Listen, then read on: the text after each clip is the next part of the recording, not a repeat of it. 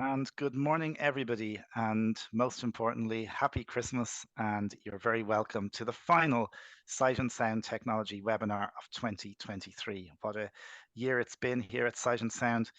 We've been busy outputting our digital content and, of course, lots of other things that we were doing, including going to lots and lots of trade shows. And, of course, the Site Village season has been great this year, and we got to meet so many people. So welcome back, everyone, for this very special Christmas session.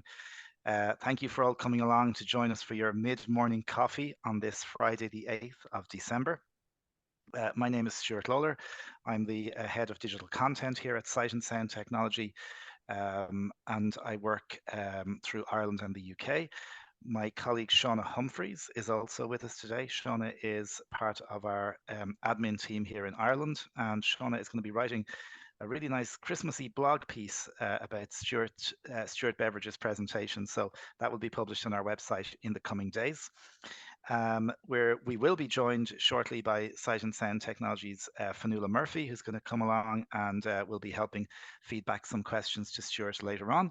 And of course, we have Stuart Beveridge himself, and we'll introduce Stuart in just a moment. Now, if you'd like to get in touch with us today, and I've no doubt there will be loads of questions for Stuart, you can raise your virtual hand if you're on Windows by pressing Alt and Y, or if you're joining us via the mobile apps on either iOS or Android, you can raise your virtual hand by using the More options and activating the Raise Hand button within the app of choice. Similarly, if you'd like to chat to us and put a message in chat, you can use Alt and H, and you can do that as well on iOS or on Android by using the chat button on your application of choice. We're delighted to have everyone here today. This is always a popular session, and Stuart Beveridge has sent me a very exciting list of things that we're going to talk about. So, without further ado, Stuart Beveridge is head of accessible technology at Seescape. He's a bit of a tech guru. He spends lots of his time training and demonstrating, but also, probably for the purposes of today's session, he tests new and emerging technology. And I think it's very safe to put your money on something that Stuart says is going to be good, because he hasn't really been wrong thus far. Stuart, you're very welcome. Great to have you back, and thanks for joining us today. Hi, everybody. How are things for you, first of all? How has your year been? I know we were saying just off air before we came on, it's been very busy, but are you looking forward to a little bit of a rest over Christmas? Yeah, I think so, and I think it's actually going to be the first time that the chances are I'm actually going to get a rest, even when I take holidays from my own work. Obviously, I have to use my days. I just don't get a rest because I'm so personally involved in. So I'm in so many different tech testing things at the moment and providing feedback, and it's been a great year. It really has been a great year, which we'll come on to, Stuart. But yeah, I think hopefully, unless something comes up, which I'm expecting very quickly, I'm hoping to actually they'll put it back till after the new year, and I can get a nice 2 weeks rest at Christmas. Okay. I think we all need to be recharged at this stage. So, Stuart, there's a good bit of stuff to talk about. I'm going to throw one or two things in as well as we go along. But before we start into the list of things, just want to mention as well for everybody who's here, we're making a bit of a Christmassy webinar today. We do have some special offers from Sight and Sound and our partners. If you want to know what they are, stay tuned till the end, because you will save money on some popular technology. So if you want to hang around till the end, make sure you stay with us. Stuart, one of the big things, and it just came out very recently, is Seeing AI has finally come to Android. Yes, and I put that at the top of the list, Stuart, because I just want to briefly touch on it. So really, it's just to let people, if they don't know, Seeing AI is, as Stuart has just said, now available for Android. And I've been using it on my Samsung Galaxy S22. And it's basically, as long as you have basic knowledge of how to use, something like TalkBack, for example, on Android, or it even works I've even been testing it alongside Synaptic software, actually, with the Synaptic Reader. If you're used to using Seeing AI on iOS, and as I say, if you have basic knowledge of how to get around Android using TalkBack, you will have 99.9% the exact same experience as you would on iOS. It's the Seeing AI that we all know and love, but it's now on Android. The only thing that it doesn't have, and it's not a big issue for me, is the world channel. You know how you need to have a LiDAR phone for the world channel and things like that. It's on iOS, but it's not on the world channel preview, isn't on Android. But everything else, like detection, face, recognition, reading, short text, product recognition, all of the things you love, scene description, all of that, go into the Play Store and download it for Android because it really is a great experience. And the reason I wanted to start with it is because, believe it or not, I have actually been sitting on this for months and I wasn't able to tell anybody. I actually beta tested this for Android right at the beginning for Microsoft. And to be part of that, the beta stage, I was on I've been on conference calls with Microsoft to feed back on how it was ongoing. I then was given early access to, in about August time, I'll just say a lady from Microsoft who I've been dealing with, she emailed me and said, right, Stuart, this is coming. Seeing AI is coming to Android definitely now that we're past the beta testing stage. We're giving you early access, but whatever you do, don't say anything to anyone yet until it's fully released. And I'm going, I just want to tell people. Yeah. But, as I say, I've been sitting on this for months and it is now finally here. And it seems to work on, I haven't been able to test this extensively, but it seems to work on most Android devices. So there we go. Seeing Okay. AI now on Android, get it downloaded. Okay, get it downloaded, absolutely. And I remember, Stuart, when Seeing AI came out first, and there was an event here in Dublin run by Microsoft that some of us were at, and even then people were saying, "What about Android?" So it's great to see it on Android. Just two quick things to mention: we got a note from somebody who told us the chat was disabled, so really appreciate being let know that we have fixed that, and we've also been joined by Fanula Murphy from Sight and Sound Technology. So Fanula, you're very welcome, and Fanula will be reading out those special offers at the end of the session. So do stay if you want to get some bargains, and also we'll go through any of your chats and questions. Stuart, just before we leave Android, if you don't mind, because you mentioned testing, seeing AI, do you have any just very broad general comments on where we are these days with Android accessibility? Because you hear varying things from different people. You've used Android and you've obviously been on the iPhone as well. Where are we at? I think Android as a talkback user, I can get around it still. I'm getting better with it. Obviously, I've used it on a Google Pixel, and I've used it on a Samsung, and the talkback experience, it is generally, I think I could get around it, but it still takes me so much longer than with iOS. And obviously, you'll be bored of hearing probably people saying that, Stuart. But there are other people who absolutely love Android. So whether I'm doing something that I shouldn't be with it, I think maybe if I was to ditch iOS completely, I can't do it. But if I was, I would manage with Android, but what I've actually done, the more I actually use Android, I'm actually still on the Samsung S22 I use. I actually just jump to Synaptic software more than anything else because I just seem to, it's just so much quicker for me to do with the Synaptic software and the Synaptic reader. But again, Android, I use TalkBack with, I tried it seeing AI, for example, with TalkBack yesterday.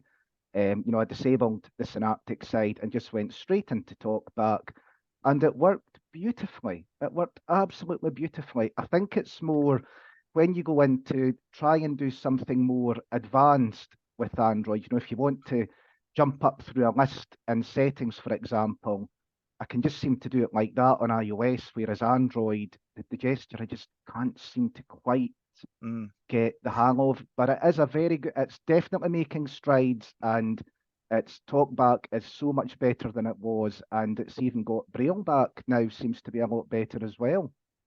So I suppose try it out if people are interested. And the good thing, I suppose, that you can get much more a greater choice of phones that are at varying price points, so it might be suitable for some people.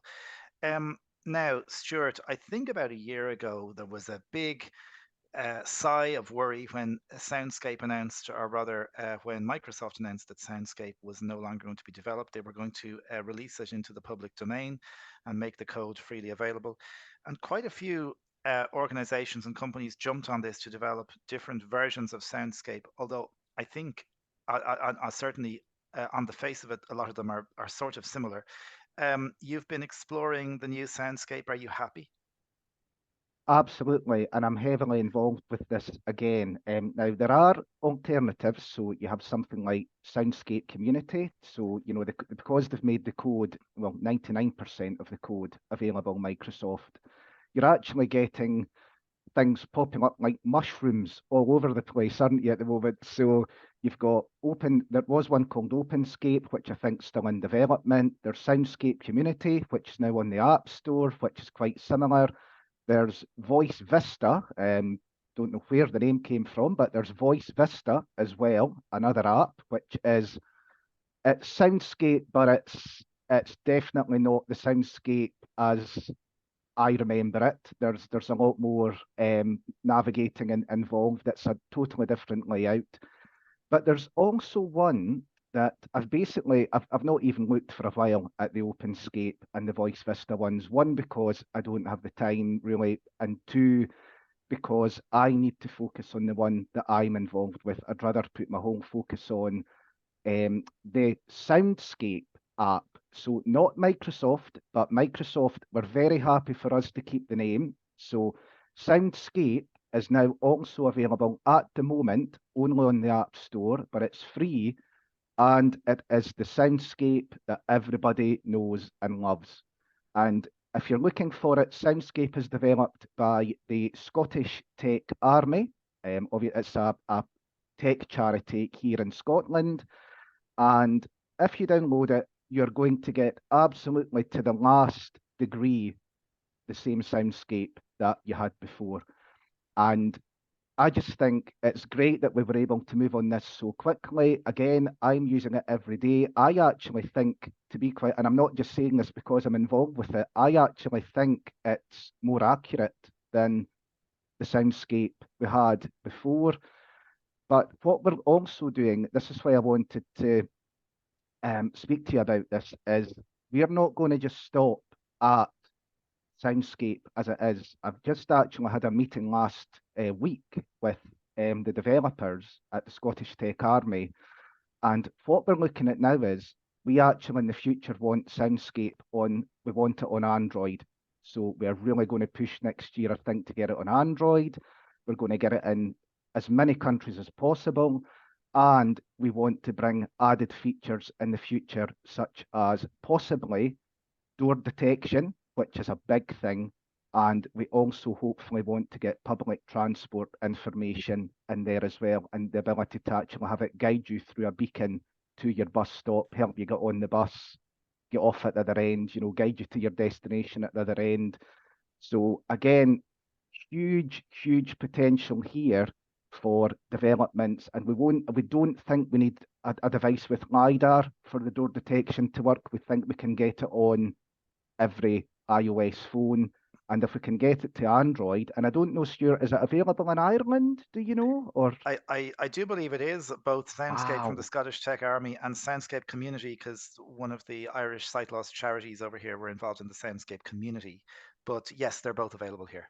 yep. And we have funding, secured funding for. I'm saying we. I mean, I'm really just involved, with the testing and the feedback as usual on things. But we have got funding for at least a year, and then we have people behind the scenes working on a framework, because what we do not want to happen again is for this app to be pulled. We don't want one developer just to say, ah, no, this app isn't working, let's just pull it, because it would be devastating's a bit too strong a word, but I do know that people were devastated when Microsoft pulled this, and we don't want that to happen again. So we're going to try and get a funding framework in place so that not one person can pull the app, it's going to be managed hopefully by a, a, a majority of charities and organisations all over the world. So Okay, I great. hope it's going to be good. And yeah, and great news to hear. It's great that there's so many versions of It's just interesting how many people took that on, isn't it, when the code was released? And be really interesting if anyone is here and has used Soundscape from the Scottish Tech Army. What do you think of it? Or if you've used any of the other versions of Soundscape that are knocking around, what do you think of them? Stuart, I'm going to just for a minute, and we will come back to talk about your power bank in a sec, but I'm going to go off your list for a minute because we talked about something off air before we started. You've been involved, and this really caught my eye when you sent it initially, in a driverless bus. And I was wondering, are you changing career? Are you going to work on the buses, or was that just something? How did it No, happen? What happened? no.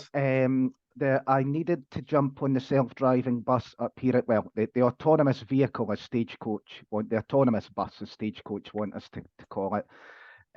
I decided my mum's next door neighbour Frank was actually a captain on one of these buses. So what you had a driver who would just sit at the steering wheel and let the bus do its thing and take control if need be.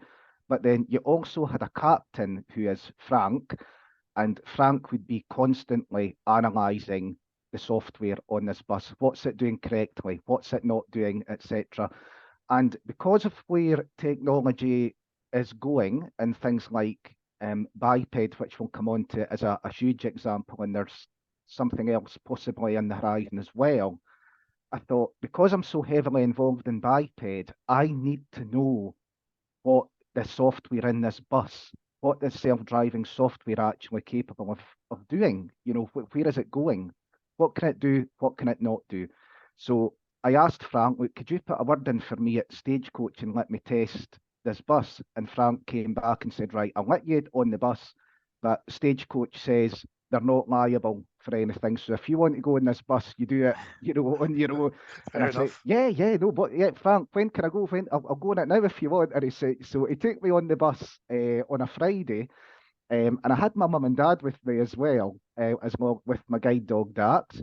So what happened was I got on the bus, and it was there was a certain part from Fife. Once I got over the Forth Road Bridge, the driver drove it over the Forth Road Bridge, and then he let the bus take over and drive 11 miles of the 14-mile journey all by itself. So this thing it drove onto the motorway itself, it changed lanes, it was able to detect traffic lights, it was able to stop when there was, say, like a car crossed into its lane, it would put the brakes on. It was unbelievable. And you know, if Frank hadn't actually stood up and says, and the bus is now driving itself, I would You not wouldn't have have known. no. Yeah. Dax and I actually just sat back in our seat, and it was unbelievable.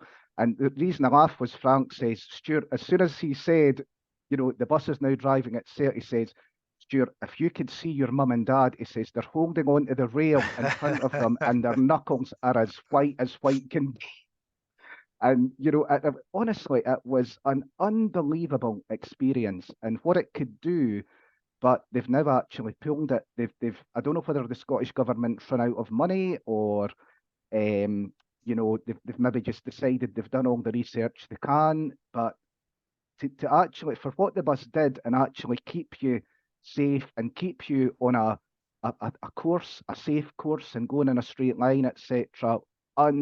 Unbelievable experience. Wow. Okay. So definitely one to watch. I think the future is driverless technology, and let's see where we all go. You could pick me up for a drive someday, Stuart, in your bus. I'm all for it. Um, okay, let's talk about as one of the things I find sometimes we've all gotten caught out. Go out of the house, or you go off for a day, traveling, whatever. Forget to bring a charger, or you forget, or maybe you have a charger but you've nothing to plug it into. Power bank is always useful to have, and you have been exploring the Energrid Audible power bank. Yes, and this is sold. I bought it from the RNIB, and I've actually, believe it or not, I've never actually had a power bank up until now, and it was probably, in hindsight, a big mistake because I use it every single day. But the reason I didn't have one before was because I couldn't actually find something that was accessible because apparently, and correct me if I'm wrong with this, anybody, but it's all to do with you don't know how much power is actually in the battery. So you could take this thing out and you don't know if the battery's run down because I can't see the lights on the power bank. There wasn't any audible or haptic feedback on anything. So when I heard about this Energrid one from the RNIB, I thought, yeah, I'm going to buy this. So it's quite a size, it's quite a chunky battery pack, um, but it has three ports at the one end of it. There's a USB-A port, there is a USB-C port, and there is also if anybody has, I know the iPhone 15 now has USB-C, but the amount of people that has old iPhones bound to be going around jet. So there is a lightning. There's one of the old iPhone lightning cables. You could put that in the third port as well. So the three ports: USB-A, USB-C, and the old iPhone lightning port. And then on the other end, there's one sort of oval-shaped button, and when you press it, it will vibrate 4 times if the power bank is at full charge at 100%, 3 times if it's at 75, twice if it's half full, and once if it's down at 25%, say, and you really want to charge it up with a USB-C port then. But it can also, if you don't like vibration, you could actually hold the oval shaped button in and the vibrations will change to beeps. So, 4 beeps, fully charged, three quarters, two, half full, and one, get it charged. So 1 beep, you'd have to charge it up. And I take this with me every I don't know what I would have done without it. The amount of stuff that I charge at work with this thing, and it just doesn't seem to run out of power until the last minute. It is a really, really cool device. I mean, I think that there's two options. There's a 10,000 milliamp. Don't ask me what these mean, but there's a 10,000 milliamp one, which I think obviously takes longer to use and charge things. I think that's at the moment at something like £89 at the RNIB. And then there's the one that I bought. I always want the best. So I bought the one at £109, which is a 20,000 milliamp. And as I say, I've got this thing everywhere. I'm sitting in the pub having a pint with Dax. The phone's charging. I'm at the work. I could just charge the phone on my desk. And what I also do, a bit doom and gloom, but obviously energy prices at the moment are not funny. But I actually this year, and I didn't tell you this, Stuart, but I got solar panels in this year. Fantastic. Yeah. And so but at night, obviously, the solar panels at the moment, the nights are getting darker quick. So I try to use as little electricity as possible. So if the Apple Watch and the iPhone need charged, I just charge it through the power bank, and it saves me a bundle of electricity. Anything I need charged, charge them at. You could still charge them at night. Just leave the power bank, running on its own, and the power bank will do its job. So definitely, that could be a really, really good Christmas gift for someone, an accessible power bank. I love it. Okay, you won't go wrong with that. I have a vision of you going into the pub, Stuart, and sitting at the bar with your power bank and DAC. Okay, so that sounds great. Thanks for that. Just a quick reminder, if anybody wants to ask questions, you can raise your hand, Alt and Y, or activate the raise hand button, and you can do the same for chat. And Fanula will be keeping an eye on raised hands and chats, and we'll come to everybody in a little while. Stuart, we've been talking about this as well at Sight and Sound, but some new releases in software updates for both the Sense Player and the Braille Sense 6. I know they're two products that you are a big fan of. Yeah, I mean, I'll start with the Braille Sense 6 just because, I mean, it's now, I think it's version 2, something like that. It's a big Yeah. old update. And the one thing, I won't go too much into the Sense Player either, but the one thing on each of them that I've just picked one thing for the Braille Sense 6, dictation. Wow. Now, I don't know if you've tried this, Stuart, but honestly, any email I'm in, word processor, anything like that, if I press F4, the combination F4D for anyone who has a Braille Sense 6, it does the beep. And once it beeps, I can actually just sit there and dictate and then it beeps again, and everything I've just said comes up in Braille.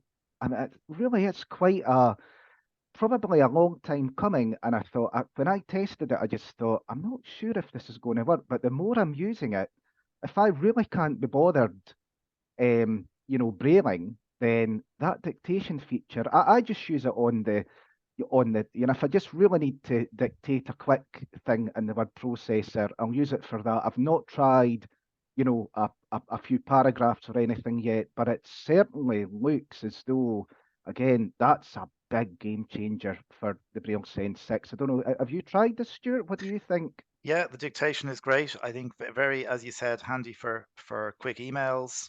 And I think it's something that they're going to continue to improve on because it's using the Google dictation. So as Google improves, that will improve. Yeah, I mean, I wonder if even, I don't think you can do this at the moment, but I wonder if you could even take that a step further where you could just voice F4D from the main menu and just say, you know, file manager, or, could it be done? Yeah, It's, just it may be. It doesn't work there at the moment. It's only no, within text editing, but I'm sure it's it good may. though. Yeah. Yeah. And the Sense player, the reason I want that had a big old update this year. So now I think it's a great device, by the way. If that could be a Christmas offering for someone as well. I think it beats every competitor hands down for what it does.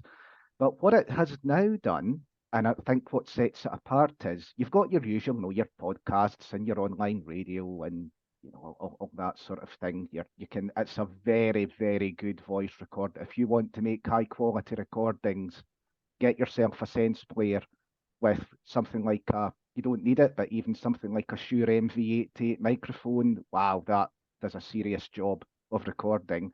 But anyway, the one thing it's had a big old update. I think it was back in something like July, August time, and it now has sort of like its own app store where it has quite a few apps in it that you can download. So, for example, I'm now using Audible on my Sense player. That's a real game changer because how many people love Audible. But for example, if you also like the RNIB library, you've got the Easy Reader app on there that you could download and sign in with your library credentials. You've got BBC Sounds. So sometimes I'm really quite a football fan, and the one thing that used to annoy me about these audio players, like the Sense player, was that if I wanted to listen to, okay, I'll say it, I'll give it away. I'm a Glasgow Rangers fan. Don't hold that against me at the moment. They're terrible. But if I wanted to listen to a Rangers game, then the stream wouldn't work because it was a live stream and the BBC blocked it. So now I've downloaded the BBC Sounds app from the Sense Player's App Store, and I could sit all day and listen to the Rangers games to my heart's content. So it even has, and I haven't explored this thoroughly yet, but you could even get Netflix on this thing through their built-in app store now. So if anybody has a Sense player and hasn't updated it yet, then do so. But again, wow, what a great Christmas gift that could be for someone. And I think the only real app I think they're missing at the moment is I think people really would like a Kindle app, but apart from that, they've thought of everything. And I think those things are in the works as well. I think there's some Ah, complexities with Kindle apps because the yeah, device doesn't have a it's the screen and Google API get and get upset yeah. about it and all that. But anyway, great stuff, Stuart, and a great recommendation there for a present. And there might be something about the Sense Player at the end of the session. If you stay tuned, there might be some offers. You'd never know. Now, big thing during lockdown was people were either making banana bread, had children, got a dog, or got an air fryer. I did the air fryer one. Didn't make banana bread. And Stuart, so the air fryer I have has the two dials, and I love it. Like I'm using the air fryer all the time. You found a talking air fryer. Yes, and this is where I might start crying in a moment. I'll come to It's it. okay. It's okay. So You're I've amongst had it. friends. I've only had it a day. I've not even had it a day, and I'll come to this. So it was from Cobalt, and it's only got 5 buttons on it, and it feels just like a normal air fryer. So the 5 buttons you've got that they're kind of in a half moon shape kind of thing. So The two buttons at either side at the top are plus and minus, and then kind of in a bit on the right is you can swap between the temperature and your timer. And then opposite that, you've got presets. So you've got six presets, sorry. So you have potatoes. It would cook potatoes at a certain, it hooks the presets in. So potatoes, fish, meat, poultry, vegetables, or you can do it manually. And then at the very bottom in the middle, you've got a nice power button and everything is spoken out. And when you start cooking, it'll count down. So, say you put it on for 10 minutes, it'll say 9 minutes remaining, 8 minutes remaining. And then halfway through, about 5 minutes, it'll say, okay, you're halfway through. Do you want to turn the food? And it'll give you about 20 seconds to open the drawer and turn the food if you really want to. If you don't, it'll just kick back in. And then after, it'll count down until you get to the final minute. And then it'll say 50 seconds remaining, 40 seconds remaining, in a quite a nice American accent, actually. But what I like is when it finishes, it keeps telling you the temperature's still high. So when it says temperature high, I'm not going to go near it and touch that air fryer until it stops saying temperature high. And it usually maybe takes between 2 to 3 minutes. And all the buttons, they're really nice, really nicely ringed. So because they're actually touch buttons, you don't actually physically push them in. You just actually find the button you want and then press inside the circle, the raised circle, and it speaks out everything you're doing. So I had it down at my mum's last night and I was cooking away in it, and it really does a great job. And what my mum liked about it is she could see there's a screen on the top, so she could actually see what the air fryer was doing as well. So if you have low vision, for example, and you don't really want to mess about with the buttons, you could even just have a look at the screen. And it works really, really, really well. It's like a circular shape. It's one of the more, it's like the circular shaped tower things. And I thought, oh, I'm going to have fun with this, because I was like you, Stuart. I bought one with dials, but I couldn't reliably. I've just got a couple of markers on it, Yeah. and I'm using them as an echo to set timers, and it just, if I wanted to do, and I thought I'm going to love looking at recipes on this and actually getting it to the right temperature, and because it's going to speak everything out and time it to perfection, turn the food when it's halfway through because it tells you. So I asked my mum to take it up to my house this morning, and she dropped it Oh and it no. smashed. Oh And no. it's £100, and she says, I'll get you another one, and they're out of stock. And it's all cracked in the one side. So if my voice is a bit hoarse, it's because I've been shouting. Your poor mum. It could happen to anyone, I It could know. happen to anyone. But Oh, as I say, I've not even had it a day, and I think it poor was Mrs. just that I was. Beveridge. I Okay. know. Okay. But yeah, it's look at for Cobalt. If you just Google talking air fryer Cobalt, it should come up, and hopefully they'll have them. I think it's already a very, very popular product. Okay.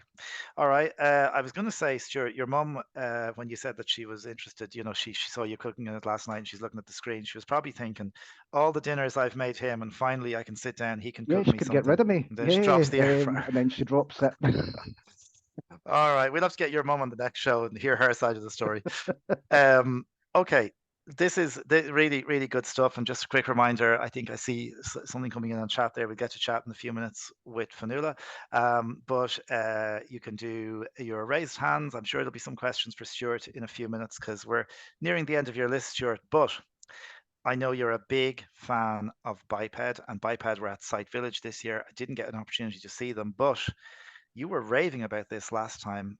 What's happening with Biped?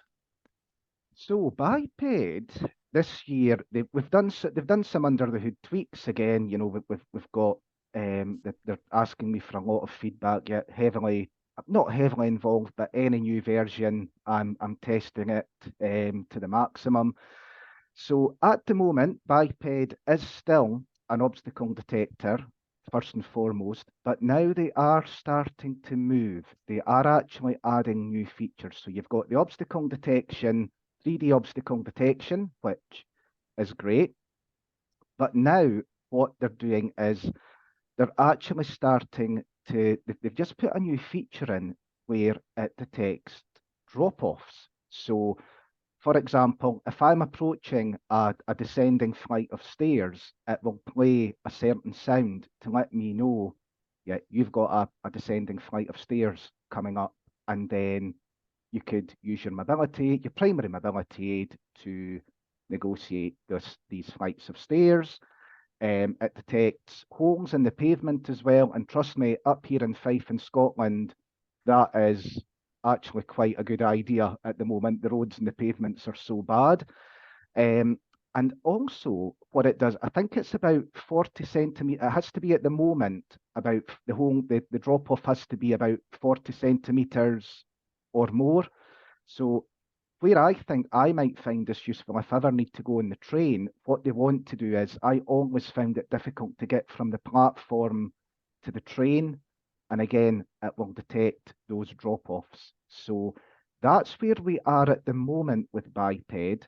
But I should just be about to start, and this is what this is why I might not get a rest over Christmas. The GPS is now almost ready to go. So I think they're going to want me to test the GPS side of it um, before too long. And if we can get that right, then you really are going to have an all-in-one device. You're going to have an obstacle detector. You're going to have a GPS. You're going to have something that's going to pick up on electric vehicles in the future, moving obstacles. The hardware, as most things now, I think the hardware for most things now is there. It's just the software side that is going to be worked on now over the next year.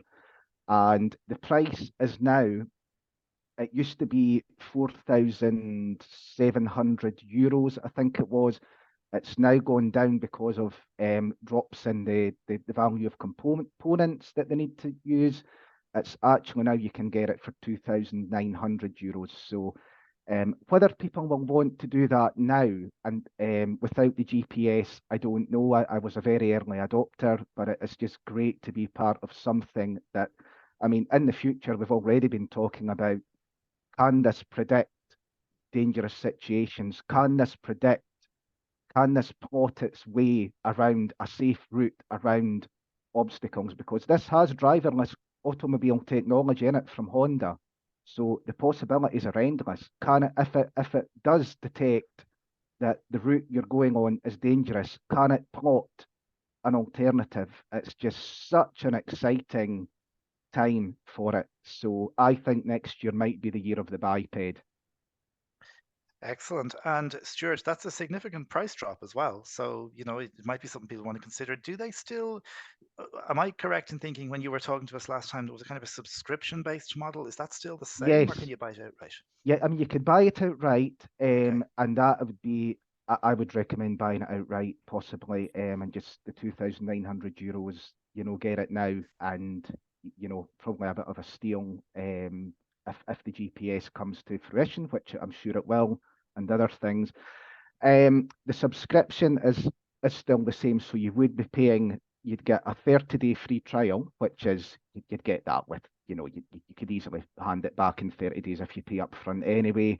And then though you would pay £129 or euros, etc., a month. So that's quite a chunk. And I hate paying subscriptions for anything. So as I say, I would, if it was me, because of that price drop, I would have a look at it now. And they're more than happy if you go to biped, biped.ai, they would, they're happy. The guys at Biped are happy to arrange a free demo of the product, etc. So just, I think it's still more one to watch out for at the moment. But as I say, I think next year it's going to go boom. All right. Biped is definitely one to look for then. We look forward to keeping in touch with you about that, Stuart. So, you've done a lot of looking at tech Well, this one year. other thing, Stuart, Yeah, actually, is I actually omitted it from the list, and I didn't mean to yesterday. no problem. Chat GPT. I think we need to speak about Chat Oh yes, GPT. absolutely. Yeah. So Chat GPT, I actually don't use it that much. If you strip Chat GPT down to its, it's basically you can ask it questions, can't you, Stuart? On your computer. Now, there is ethical things around this. I'll give you an example. I recently, this is where I use it. They asked me to do leaflets for the accessible technology department I had to write a leaflet for the accessible technology department to hand out to clients. And I had so much on, I just thought, you know something? I don't have the time and I cannot be bothered with this. So I thought, you know what, I'm going to get Chat GPT up. And I asked Chat GPT on with through JAWS and on, from the OpenAI website, can you write me an article about accessible technology for visually impaired people in the form of a leaflet? And it did it. And it wasn't what I would say with Chat GPT, don't take everything it says as gospel, because it's not. It can trip itself. And I was very I wasn't really giving it I just say I'll write me an article about accessible technology. So that could cover a whole range of things. But what it actually did was it gave me it gave me the skeleton, basically, and it gave me a better introduction that I could have ever written. And I just had to then tweak it. I had to just then tweak the rest of it to meet what I wanted it to Mm. say. And it was in the form of a leaflet. I didn't have to worry about how it looked, etc.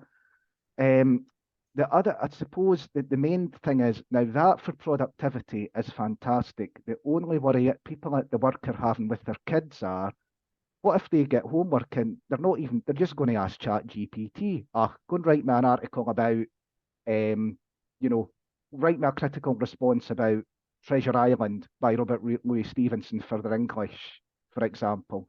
So if they do that, do they have software that knows that that's been written by Chat GPT?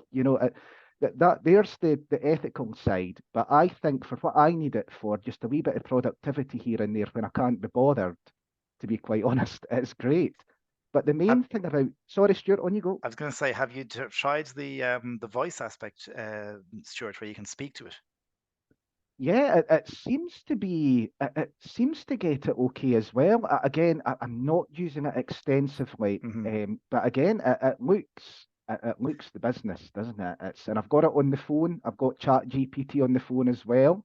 I've Hmm. got the app on iOS. I don't pay the subscription, for the most up to date thing because I don't version because I don't need it, to be quite honest, as I say. But the main thing with Chat GPT is companies like Be My Eyes, this I was beta testing this as well. Um, they've jumped on Chat GPT because one area that needed to get better was scene description. So, you'd take a photo in Soundscape, for example, seeing AI, sorry, and the description of the scene you got was, yeah, there's a chair and a dog in the room.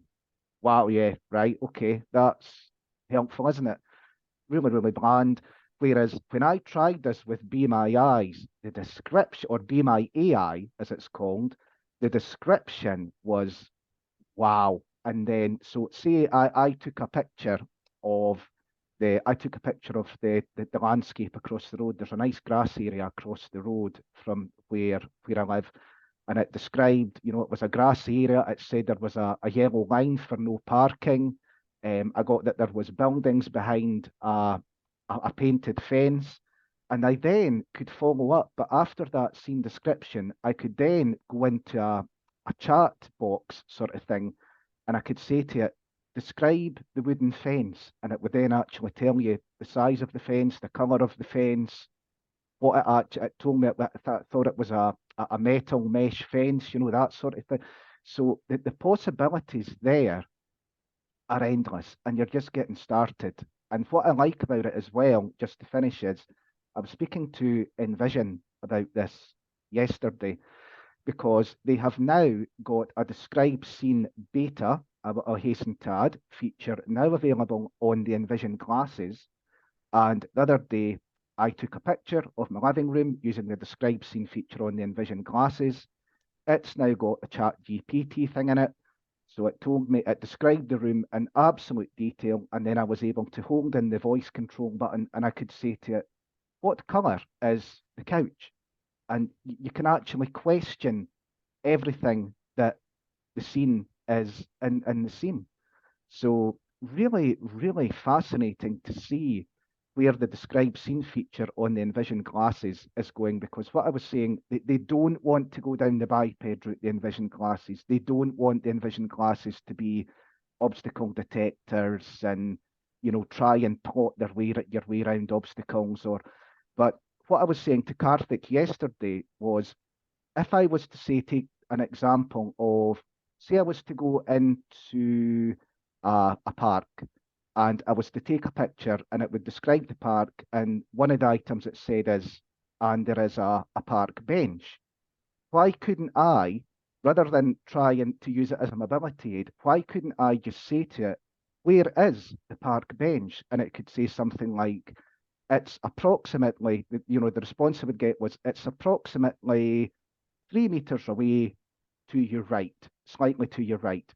So it's not, it's just giving you an indication, and then you could use your guide dog to actually try and find the part, you know, so you're actually just getting a wee bit more information about what is actually in your surroundings and kind of where they are as well. So I think they are really, I think Envision glasses next year are going to be, and there are already improvements coming in January, which I don't want to talk about at the moment. I'm going to beta test them. I'm on the beta tester program. So just again, the Envision glasses, watch this Watch space. this space. Okay, yeah. There's big, and I agree with you. The whole thing of AI and the Be My AI is mind blowing. It made me think, Stuart, you'll never again have to ask if you're in a WhatsApp group and people put photos in, you'll never again Mm. have to say to someone, hey, what was that photo? Because you get an incredibly accurate overview. It is, I agree with you, mind blowing. Probably for me, the Yeah. biggest tech of this year has that I been that think whole. at the moment, I think the fact that on the Envision glasses, I mean, this wearable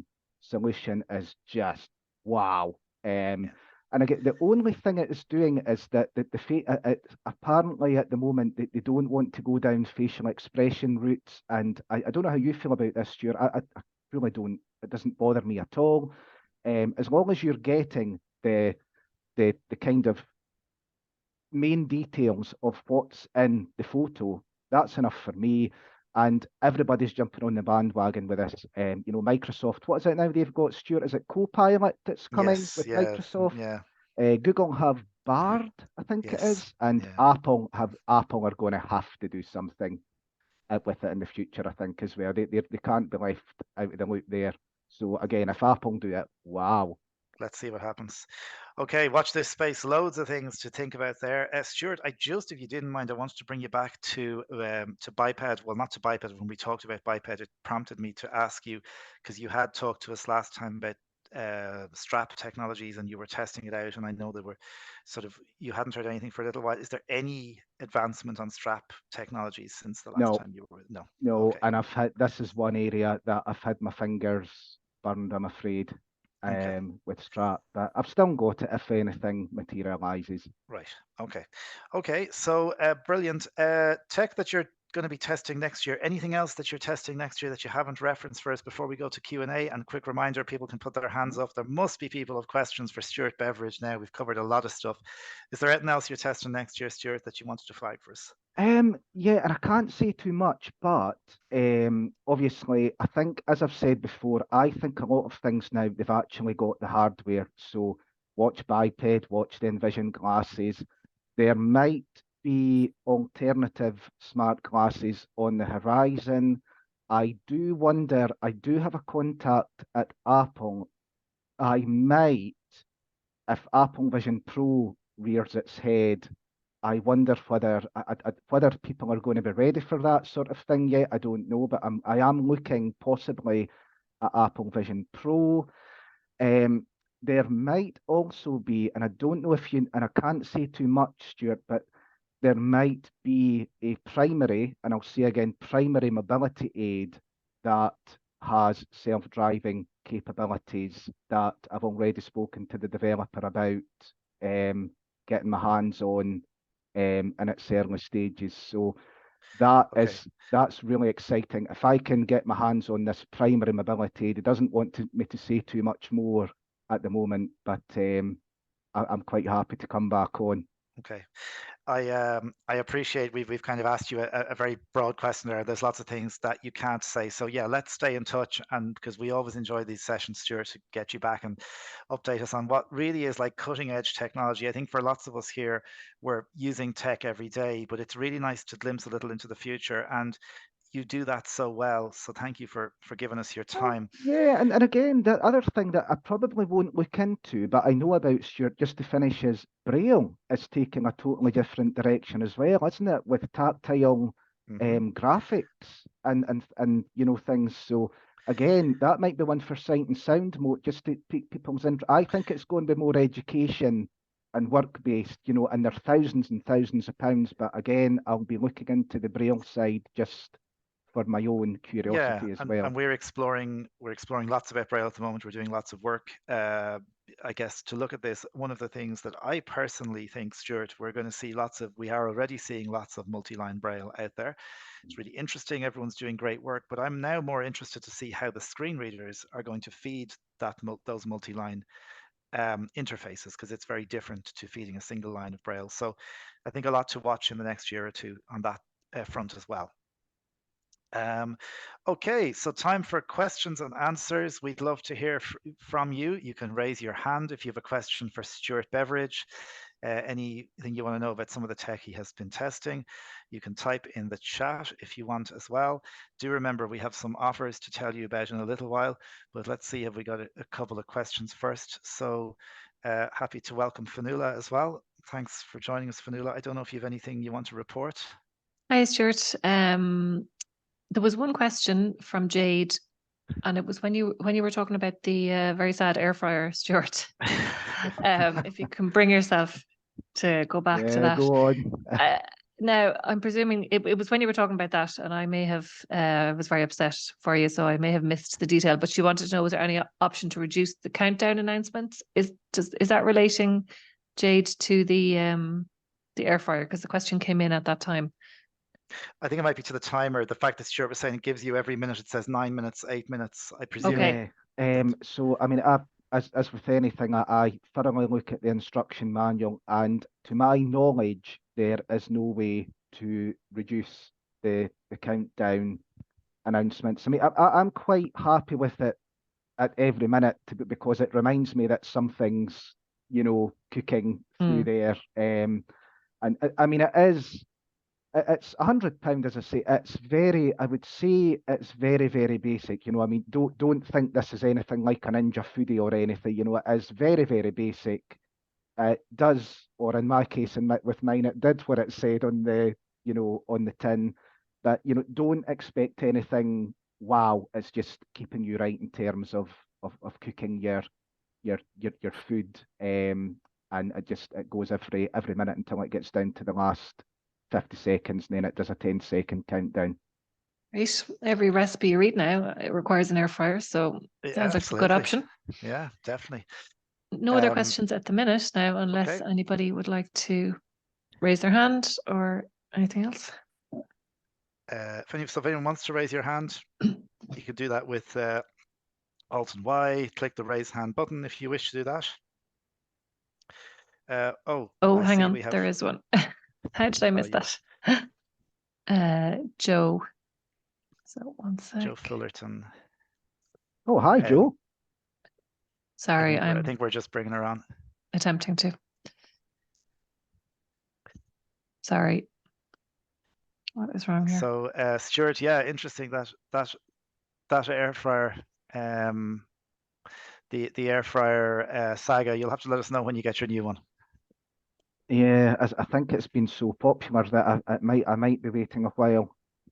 Stuart, do you Yeah. need to make me? Oh, sorry, Fionnuala. That's my fault. Yeah, Okay, bear I was with. thinking. I'll bring Joe in and I'll make you a sorry, Fionnuala. Great, That thanks. was that's my mistake. Joe, you should be able to unmute yourself. Apologies. You swear I wasn't doing this for 4 years. Apologies. Thank you. Thank you. Oh, thank you. It's so nice to take part and listen to this again. It's just wonderful. It's a great summary, Stuart, of all the latest tech. Really enjoyed it. You mentioned protection in relation to Soundscape, and you mentioned it a couple of times, and I wasn't quite sure what the first word was. Something protection in Door Soundscape. detection. Was that where you? I think it's maybe the door detection. That's Oh, detection. Door detection. Oh, I'm so sorry. It's just the sound quality slightly muffled. Door detection. Yeah, so we're looking at, because as with say, Joe, and you'll know about this as well, it's you get so far with something, a GPS thing, but then it's finding that door, isn't it? When, well, I mean, I've got ducks, so I don't need to worry about that, my dog, but sometimes finding the door, just getting that last wee bit is a biggie. So as I said to the developers, we're going to hopefully look at using any phone to have that door detection capability, so that you're just using one app for absolutely everything. That's good. The Scottish Tech Army sounds fantastic. Do they mostly, I imagine they look at projects that are non-profit making, community, support the community. But is it wider than disability? Do they cover other things as well? Oh, everything, workplace. Oh, absolutely. Sounds great. And they've got so much expertise. I mean, this is just one project, Soundscape. They've probably got about 200 other ones in there. So, as I say, if you have any project that you need help with, go into their website. I think it's sta. I can't remember the website, but you'd find them and put in a request, and that would just get filtered to the right people, and they would end up putting a whole project hopefully in place. We've done it a few times with Seescape. That sounds great, Stuart, and that's very relevant to me at the moment. I will contact them. Thank you. Brilliant. Thank you. Really good tip. Thanks for your question, Joe, and nice to see you again at our session. So thanks for coming along. Okay, if anyone else has any questions. There's a question here in the chat from Jonathan. So Stuart, you mentioned a high-spec microphone. Do you have any suggestions on a good headset for PC? This is a tricky one. Does this sound, am I sounding okay on the one I'm using at the moment? I mean, I've had this for several years now. I actually bought this just during lockdown. I've just meant during lockdown, because I needed a quality. I think I did pay about £80 to £90 for it, but it was a Plantronics headset. I can't see past the Plantronics side. So if you want quality, go for something like that, and it is a wee bit pricey, but this has done me for years. Stuart, I know you use headsets. Do you have any other? I do. Yeah. Well, thank you, Stuart. Would you believe I was looking up because I bought a new headset this year, and I just was pulling out the receipt for it, which I've just done from Amazon. I got it in June. It's a Logitech USB. I'd have to get the exact model number, but very nice. Because I judge headsets, there's two things: obviously the mic quality, but also the comfort. This thing is sitting on your head most of the day. It needs to be something that's light and comfortable, and yet good quality sound. This one is a very nice one. I'll get the model in a second. I'll put it in the chat for anyone who is interested in that. Yeah, I mean, don't do what I did, and Stuart knows exactly what I'm going to say here. When I wasn't too sure about headsets, and I thought, I'm just going this one on Amazon. I'm just going to get this one. It's only £27. You're lucky if it lasted me 3 months. The sound quality when I was on Zoom calls was terrible.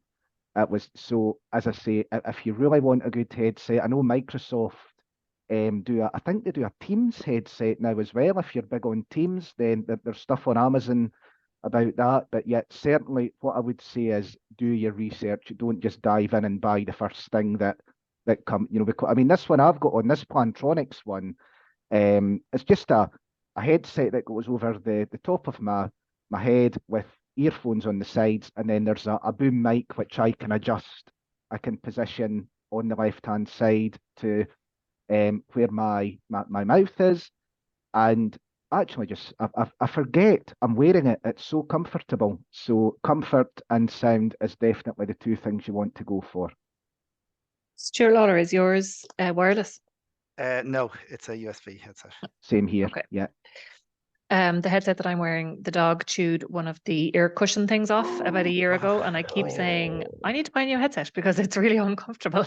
But Well, I this haven't one, yet. Fanu, I'd recommend. I put it in chat, but I see Yeah, you I just went see to it. the panelists. I'll put it in for everyone now. Sorry. So yeah, it's a Logitech USB headset, and I definitely recommend it. Great. Lenita, I'm going to bring you on. You should be able to unmute yourself there, Lenita. Yeah, I just wanted to know the Sense player. I mean, if one has a Braille Sense, can you use all the apps that might be available on the Sense player on the Braille Sense as well? I mean, what if you've got a Braille Sense? Do you actually need a Sense player as well? Do you think? I mean, they're very, very similar. I mean, Stuart, do you? I just like the Braille. I like the Sense player because the recording quality is a lot better. It's in a way a bit more, it's pocket sized, but I mean, as you say, it does. I mean, the Braille, if you really want it for audio, then really I would have a look at the Sense Player, or especially in my case, the Sense Player OCR, because then you have the camera there as well. So if you get a lot of mail through the door, for example, I actually use the Sense Player to read to OCR a lot of my documents that I get through the post. The Braille Sense obviously is more for heavy work. So the Sense Player OCR, for example, it won't do emails and things like that. But I mean, what do you think, Stuart? Would you recommend? I think it's exactly as you said, and I think, Lenita, it's a really good question. It really depends on what you're going to do with the device. If you want a note taker, if you're going to travel around, as Stuart said, do email, document management, then you're going to use a Braille Sense. If you were using the Braille Sense purely as a media device, then I think the Sense Player would be fine. But it really depends on the use case, and everybody's use case will be different. Yeah, I think, and for me, even if I, as I say, I think I'm going to be doing a lot of recordings and things. So again, I could use the Braille Sense, but I just think as I say, for portability, for ease with my Shure MV88, and I just really think that the Braille Sense, the Sense Player, and especially with that OCR capability, if you were to go high end, I think it's a great option. You've just given a shout out to a great microphone as well, Stuart. Shure MV88. I think they're great devices. Okay, so hope that answers your question, Lenita. Have we any more raised hands, Fionnuala? No, not at the moment. Nothing else in the chat. Stuart, it's probably a hard thing to ask you because you've covered a lot of things today, and I don't want to put you on the spot, but your biggest find of this year, thing that kind of impressed you most? Just have a. Have a wee think. I think it's. To be honest, I know that the Envision glasses have been around, but I mean, honestly, that this describe scene beta thing with Chat GPT-4 on it with the Envision glasses is really quite an unbelievable thing. I just think even seeing AI for Android, how long have people been, asking for it, and it's just great to have actually been sitting on, that for months, and actually at the very start, working on it with Microsoft. I mean, when Soundscape went, it literally just went, and you just go, oh no. And to have it back in its original form within, a day of it going down, the work that, I just think it's, as at the risk of sounding a wee bit big head, it's just been great work, hasn't it, throughout the year? So hopefully next year's going to be even better.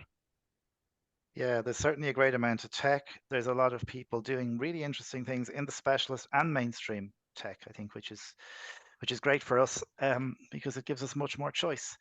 So, okay, Stuart, thank you very much. It's been really great having you here, but stay with us because people have stayed around. I just see another question coming in chat. We might get to that in a sec, but people have stayed around for a while. And Fionnuala has a few offers to tell us about. And these offers are valid until the 31st of December from right now. So for anyone who's come to the webinar, you might be interested in some of these. Yeah, and I'm going to send an email around afterwards as well, because you'll probably won't remember everything that I say. So I'll send the link to the recording and I'll list the special offers as well, so you can refer back to them. So Stuart, you were just talking about Envision there. There's 15% off Envision, as you said, Stuart Lawler, until midnight on the 31st of December for all of these offers. WeWalk, which is something I know you've spoken about before, Stuart Beveridge. I'm not sure if you spoke about it today before I joined. There's 50% off WeWalk. And for the HIMS products, Sense Player, Braille Sense 6 and the Braille Sense 6 Mini, there is also 15% off those. For anybody with low vision, the Ruby family, so all of the various Ruby sizes, there's 10% off those. And the Capsys phones, which I know are quite popular, there's 10% off those as well. So as I said, I will send around a summary of all of that so you can refer back to it. And hopefully there might be something there that will suit somebody. Brilliant. Thanks, Fionnuala. That's fantastic. And hopefully some good offers there for people if you're trying to buy that Christmas present for someone. Sadly, there's no air fryers there, Stuart. I apologize for that, but we'll try and get you one soon. Your poor mum.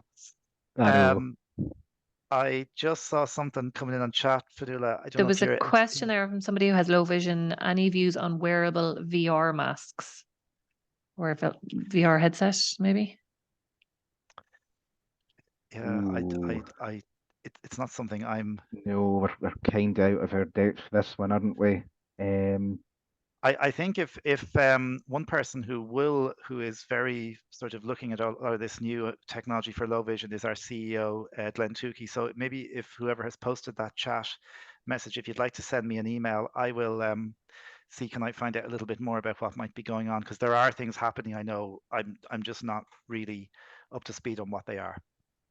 Yeah, so and I send suppose us an email, we'll get that addressed. And I mean, the Apple, obviously the big thing that people are raving about, Stuart, is the Apple Vision Pro coming out. But I mean, let's face it, this thing's going to be big, and it's got a cable. It's like, I don't know if anybody remembers, or Stuart, do you remember the old Orcam where it had the wire? Yes. Mm-hmm. And I just thought, nah, I don't want to go. I don't want to wear that on my head. I'm going to stick with the Envision glasses. I just don't think I want to have that big bulky thing with a wire and control panel coming down. I think, Stuart, if I was going to look at that device, the Apple Vision Pro, I would want it to mature for a couple of years before That's I what I touch mean. it. Yeah. It's going to be not probably the version 1 product is the one you want. And anyway, it's not going to be cheap by all accounts. So 3,000, I think. Yeah, something not cheap anyway. Okay, I think that's everything. Thank you, everybody, for coming along. Thanks, Fionnuala, for your help. And thank you to Shauna, who is going to be writing a blog piece summarizing all of Stuart Beveridge's great knowledge. And we'll post that on the Sight and Sound website before Christmas. So, Shauna, we appreciate you doing that as well. Thanks very much. Have a very happy and safe Christmas, everyone. Thanks to everybody who has been supporting our webinars throughout the year. We look forward to lots more next year. And for the moment, enjoy the break. Happy, peaceful and safe Christmas and all the very best for 2024. And Stuart Beveridge, as always, you're a gentleman. Thank you. Have a good Christmas, everyone. Take care, everybody. See you. Bye. Thanks, everyone.